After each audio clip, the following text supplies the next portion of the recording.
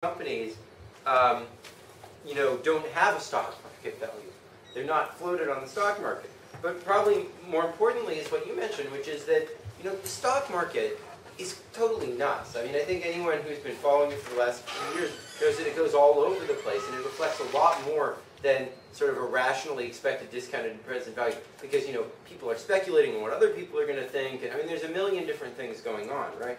So, stock market value doesn't seem to, represent a really good measure of long-term value either.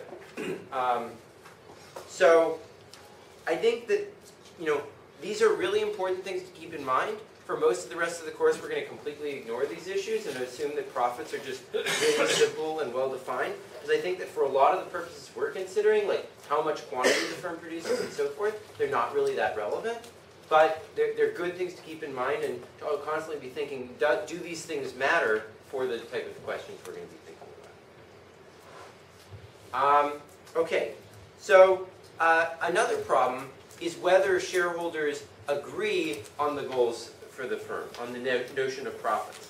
So one reason they might disagree is that some shareholders want to maximize profit, others have other goals, like corporate social responsibility, or corporate social responsibility sounds nice, right? But there's also nasty things that the shareholders might like. So for example, they might not like black people, and they might not want the firm to employ any black people or sell to black people, right? And that was actually a real problem during the 50s, is that there were fights in boardrooms over what should be their policy towards segregation and things like this. So it's not just for good causes, but also for bad causes that they might diverge from the goal of maximizing profits. So a common response, as I was talking about earlier, is the company should try to make as much profits as possible, and then people can go and spend their money on whatever they want to spend it on.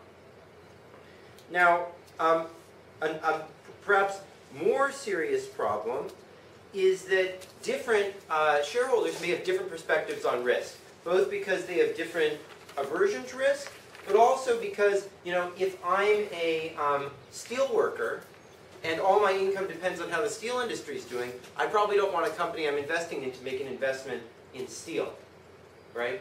Because that's going to be correlated with the income that I make off of my job, and therefore it's going to make my whole set of investments riskier. Yeah? What about stuff like if you want, you have an interest, I'm just thinking about corporate raiders and stuff like that, where you're buying shares, but you want to liquidate the company, or you want to do something like that. Yeah, I'm going to talk about that in just 1 second, so let's wait a second. So there could also be different types of shareholders. And one particular, there's both the preferred shareholders and the regular shareholders, and they may have different interests. But a particularly big problem is when there is a single large shareholder. So is Sneha here? Sneha? S-N-E-H-A? Okay. Well, can someone tell me what a problem might be with having a large shareholder, one large shareholder? Yeah. The majority shareholders can hurt the minorities, and you can also have issues with redemptions. Yeah, so what would you think is an example of the majority shareholders hurting the minority shareholders? Their views on the direction of the company or can influence the path of it and shout over the voice of the minority. Yeah, and a particularly extreme case of that is, and in fact this happens a lot in places where there's very poor protections of minority shareholders. So imagine the majority shareholder also owns another company, right? And imagine they have 51% of this company.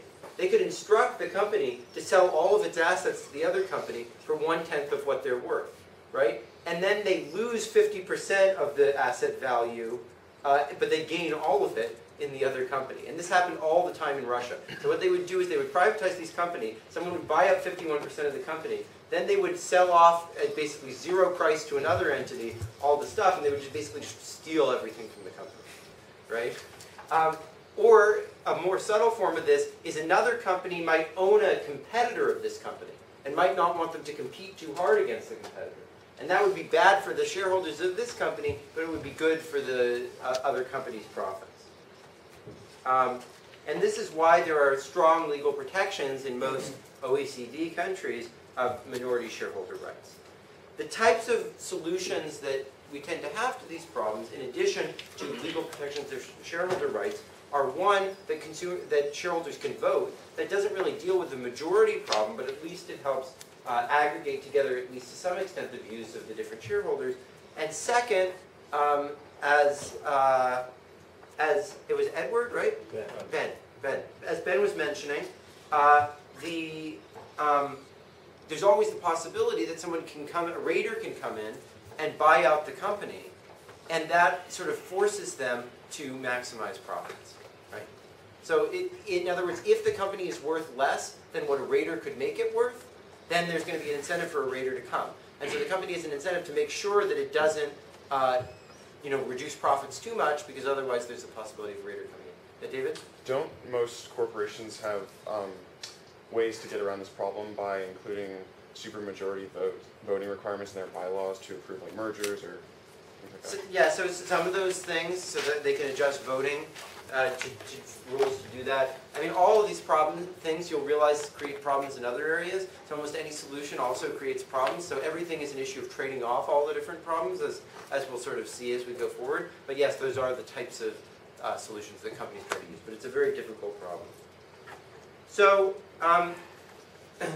so that is basically what I wanted to say about what companies should be doing. Now there's the question of what companies actually do. And obviously not-for-profit corporations don't maximize profits. They're a relatively small part of the economy, but they're growing.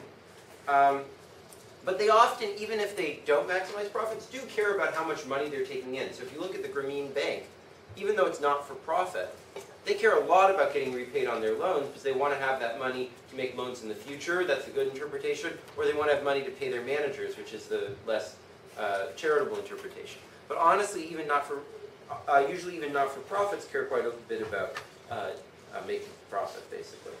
There's also cooperatives which partially incorporate consumer and worker value. But again, if the managers of those cooperatives are more concerned with how much they're making than they are with the goals of the cooperative, they may come closer to being profit maximizing.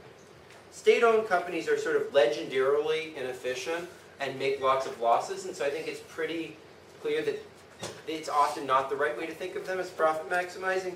However, it really depends on the management that's put in.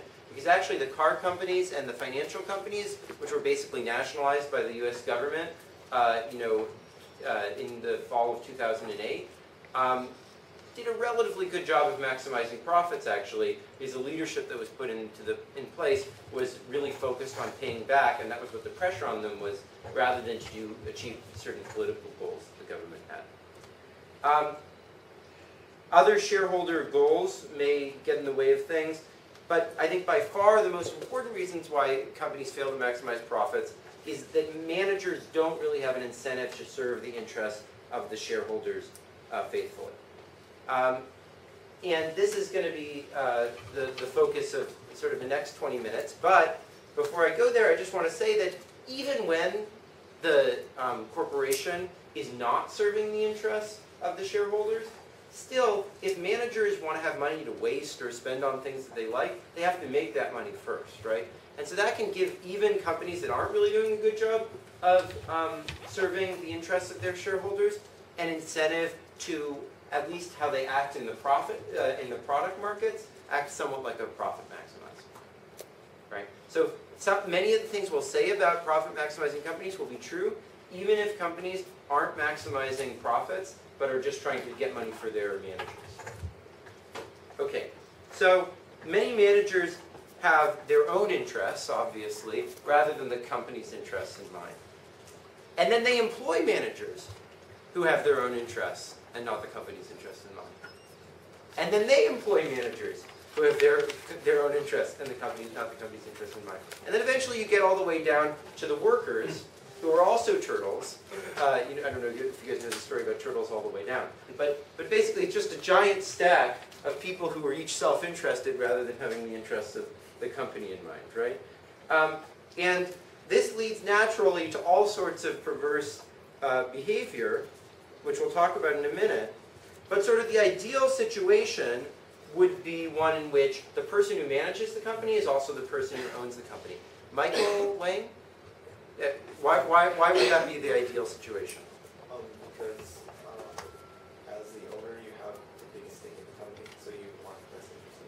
it's Yeah. not like, well, like an example would be like an entrepreneur. Yeah. They manage their company, but then they also own the company, so they have to perform to the best of their company. Yeah, that's exactly right. There's no conflict there. There's no principal agent problem there, right? But the problem is, it's usually very hard to make that happen. And the reason is that, you know, some people in the economy are talented, good entrepreneurs, can have good ideas, and other people have money. And unless those are exactly the same people, it's just not going to be possible for the same people to supply the capital as supply the talent that the company needs to succeed, right? Yeah, what's your name? Easy. What is it? Easy. ESE. Yeah? So why not always pay in shares? We'll talk about that in a minute. That's going to be the focus of everything that we're going to be talking about now. So, yeah. Yeah. Yeah. Given that, for What's most your name peop- again? I mean, Terrence. Terrence. Yeah. Given that for most people, their primary source of income comes from the company they're working for. Yep. Isn't it then like isn't it true that then they have a large stake in making sure the company performs, so they get. Well, I mean, think about it. Imagine that I'm employed by some big institution, right? Like, look at me in the University of Chicago. I mean, I appreciate that you guys are all sitting here in my class, but I think that the future of the University of Chicago does not depend very heavily on, you know, how I do in this class. I think even if I completely screwed up this class, University of Chicago would still be a good university. So I don't think a share in like the overall performance of University of Chicago would do very much to incentivize me to be a good teacher. I'm being a good teacher or I'm trying to be a good teacher for other reasons than just the overall performance of the University of Chicago. So when someone cares about all of the interests of the company, when they own the company, that's called them being a residual claimant. And in principle, we could do this even if the person didn't supply the capital, right? I could make you a residual claimant on the value of the University of Chicago if you sort of said, well, you didn't supply the capital, but if the University of Chicago even goes down a little bit, I'm going to like torture you to death, right? Because then you would like bear the full value of the University of Chicago. But the problem is, I don't think any of us would really like a system like that, because basically it would be pretty risky to get involved with anything if something completely out of your control that made the University of Chicago do less well led you to be tortured to death, right? In countries where there aren't good institutions to solve these types of problems, and where there isn't good protection of shareholders, basically people can't trust anybody other than someone who's in their family or themselves to manage the company. And that ends up leading to a huge amount of debt and nepotism, and to old boys networks, and really limits meritocracy. Because the only way we can solve this problem that some people have capital and other people have talent is if there's some way that the people with capital can get their capital back from the people who have talent who they give it to, right? Otherwise, you can only give money to people who are in your family because, you know, they'll look out for your interest. And this is a huge, huge problem in developing countries, that almost all businesses are family businesses or ones that are run by the person themselves. And this is a main, I think, if not the main reason for underdevelopment in poorly developed countries, is there aren't the institutions that allow businesses to start by people other than people who currently have money. And that leads to a huge amount of inequality as well. So this is the reason why economists put so much emphasis on protecting shareholders. It's not because we like the shareholders, it's because actually the only way to redistribute wealth to people who currently don't have that much money is to give them the opportunity to borrow from those people who are currently better off. I think we should go on, unless you guys have something very important. I had a question. Yeah, go When ahead. you're saying these institutions, do you mean like a private equity firm or venture capital, or do you mean like the government making sure that people don't get cheated? Government making sure people don't get cheated. But that encourages the private equity, right?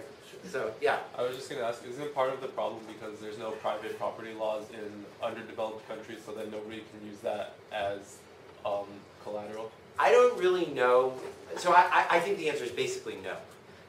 I mean, we could go into a long discussion about that, but what it means there isn't private property is quite complicated. But I think by far the most important thing is that people who control the most resources have no guarantee that they're going to get it back if they give it to anyone else. And so it just leads to concentration of wealth in very small hands and the employment of people who are connected